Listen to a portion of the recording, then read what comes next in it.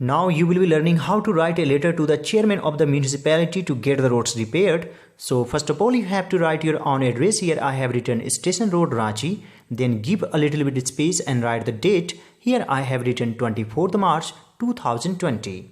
And then write the salutation. Here I have written to the chairman, Ranchi Municipality, Ranchi.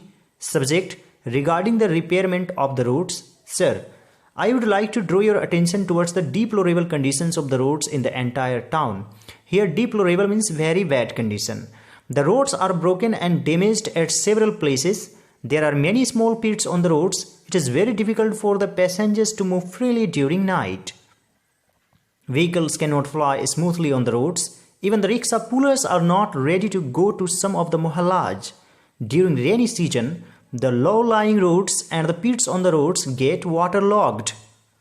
On behalf of the people of the town, I request you to take immediate steps to get the roads repaired and bring relief to the people. Thanking you, yours faithfully, Suresh Kumar.